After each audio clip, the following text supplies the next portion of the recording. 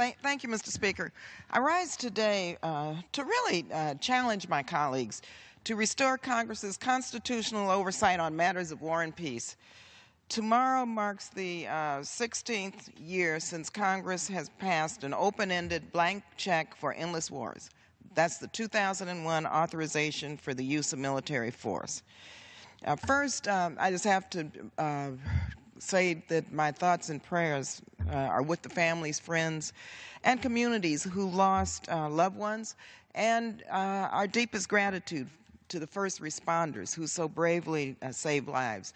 We will never forget you.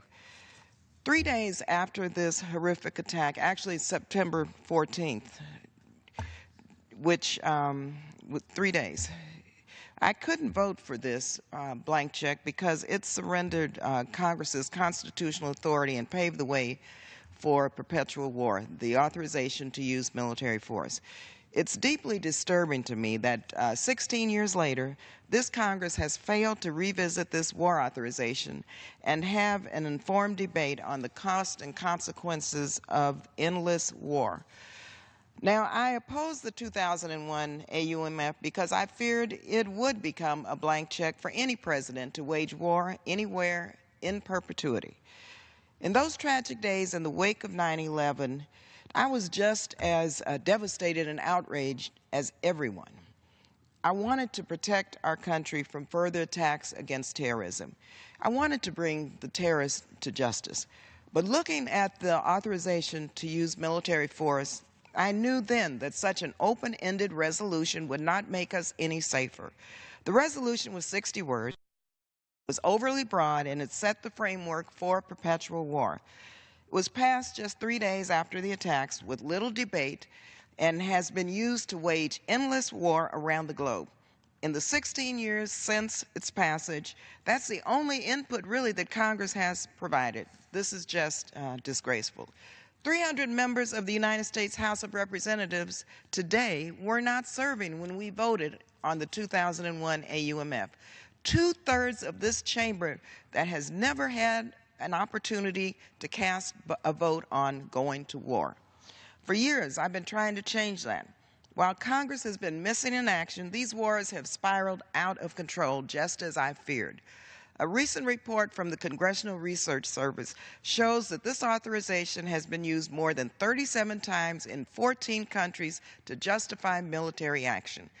These include operations at Guantanamo Bay, warrantless wiretapping, and recent military actions in Libya, in Syria, Somalia, Yemen, and many more.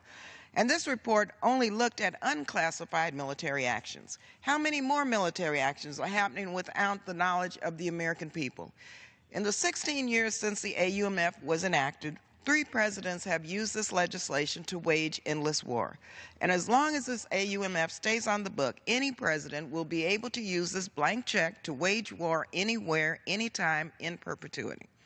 Now, I've been trying to end this AUMF for years, and this summer we got closer than ever when the Appropriations Committee agreed in a bipartisan vote to adopt my amendment, sunsetting the AUMF. That's after 8 months upon signing of the legislation.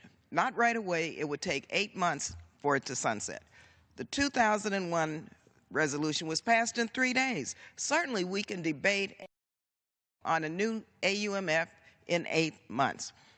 Members of both parties agreed at the time that that it was time for Congress to debate and vote on a new AUMF, one that reflected the national security needs of 2017, not 2001. But then my bipartisan amendment, it was stripped out of the bill in the dead of the night by Speaker Ryan and the Republican leadership with no debate or vote in the Rules Committee. They just wiped it out of a 326-page bill. It just vanished.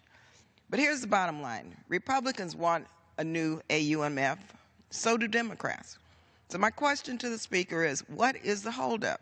Why have you not scheduled a debate on this vital national security issue?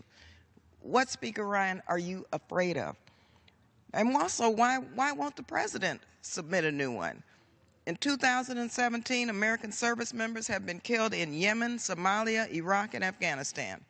At what point will congressional leadership say enough is enough? How many young lives do we have to lose before Congress steps up and do its job? We owe this to our brave troops. In 2001, when I opposed this authorization, I recalled the words of Reverend Nathan Basker, Dean of the National Cathedral. As we act, he said, let us not become the evil that we deplore.